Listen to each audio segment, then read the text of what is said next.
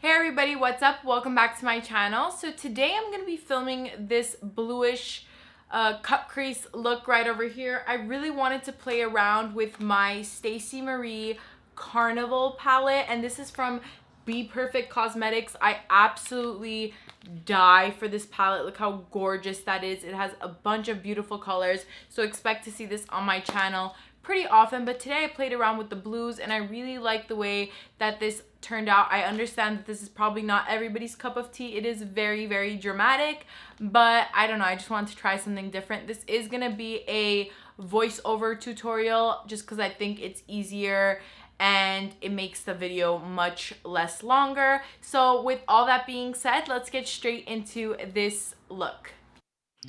So the first thing I'm going to do is start off with my foundation. I always start off with my foundation first. I know some people don't like doing this, but it's just what I've always done. I'm using the Loreal Infallible foundation, and this is just a super full coverage look, and I really like having full coverage when I'm doing such a dramatic eye because I think it balances everything out.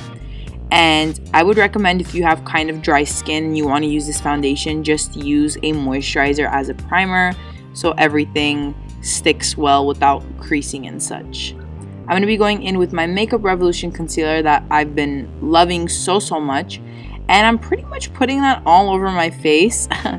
Like I said, if you do want to wait until after your eyeshadow to do your concealer, then that is totally fine. This is just what I do. And I'm going to be blending that out using my Real Techniques Beauty Sponge.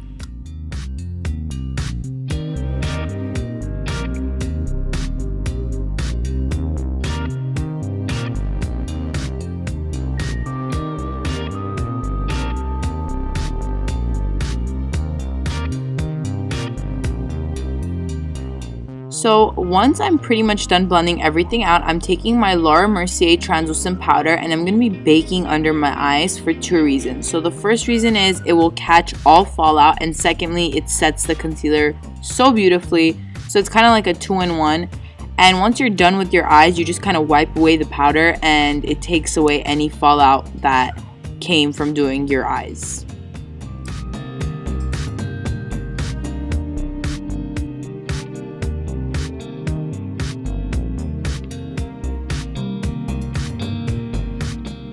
So for my eyes, I'm going to be using the BPerfect Carnival palette, and this is in collaboration with Stacey Marie. I think I already said in my intro how much I love this palette, but I'm going to be using the two colors Sky and Mood. They're the matte blue colors, and these are just so gorgeous. I'm going in with a smaller Morphe brush, and I'm going to start working on my crease. So what I do is I build up the color. So I start off with a little bit on my brush and I just keep building and building until I like the intensity. When you're working with such high pigment color shadows, it's kind of easy to mess everything up by using too much product. So for me personally, starting off with a little bit and taking my time is better than me messing up my whole look. So here you can see how much I built that intensity up. And I kind of played around with how much I mixed the two colors together. I'm just connecting that crease color to like my outer corner, and I'm kind of creating like a corner wing, I would say. And then I'm just going to be using a clean, this is an Anastasia brush, one that came with my Mono Renaissance palette, and I'm going to be blending out those edges to make sure everything is diffused and perfect.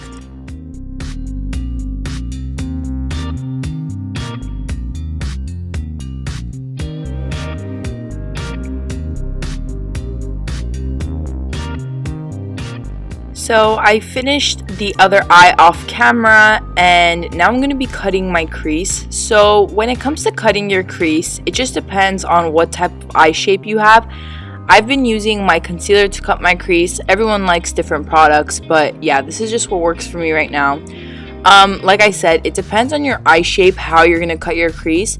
So I have hooded eyes, so what I prefer to do is go above the crease that's in my eyelid. And that just gives me a brighter look, and it also shows off the makeup so much more. I've been taking inspiration from makeup artists like Mitchell and Stacey Marie because I just feel like their looks really work for people that have super hooded eyelids like I do. So yeah, the more you practice with this, the easier it's gonna get. Once you figure out a shape that works for you, it's like a piece of cake, and you can do it in literally like a couple minutes.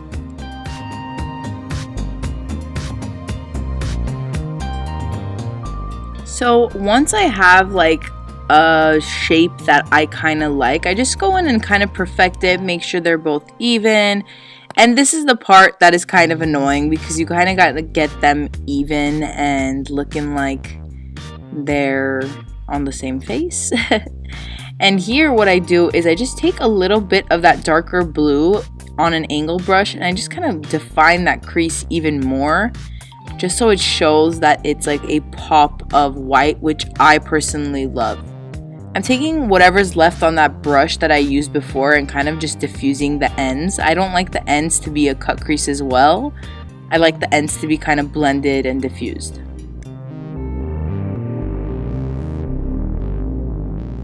So once I'm done blending and I like the way everything looks, I'm going to go in with my lid color, and I'm using this glitter by Pixi, and it's a gorgeous product. It really reminds me of the Stila Magnificent Metals, which is one of my favorite products of all time. But Pixi is like half the price of the Stila ones.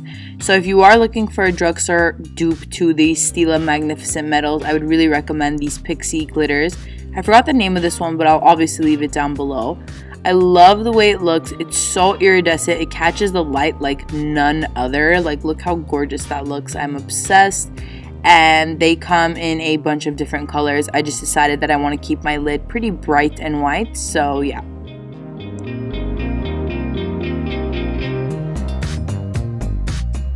So once I'm happy with my lid, I just move on to my lower lash line, and I'm using the same colors I used on my crease.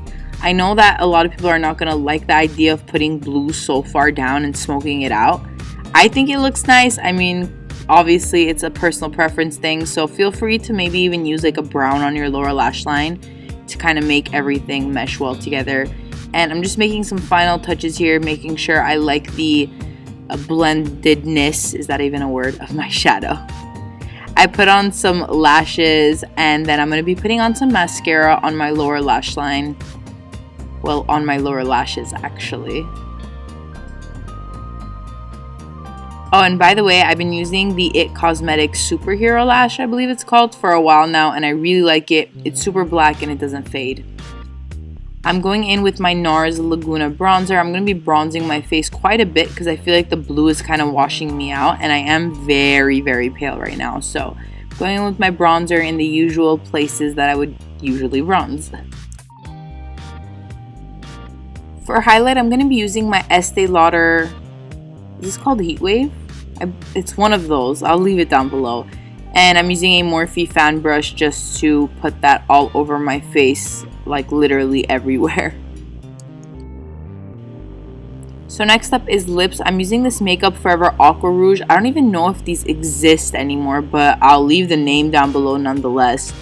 I just really like this color because it's so nude. I'm sorry if you guys hear my birds literally chirping in the background. They are just being very bad right now. So I'm just using a very nude muted color because I don't want anything to clash. And here is the final look. I really love the way this turned out. I'm not one to wear a blue eyeshadow, but I feel like it really brings out brown eyes, especially if you have brown eyes. It just really makes them pop and makes them look lighter than they are. And yeah, I hope you guys really enjoyed this. It was fun for me to film. If you guys have any more requests, just leave them down below. Please like and subscribe, and I will see you guys in my next video. Bye!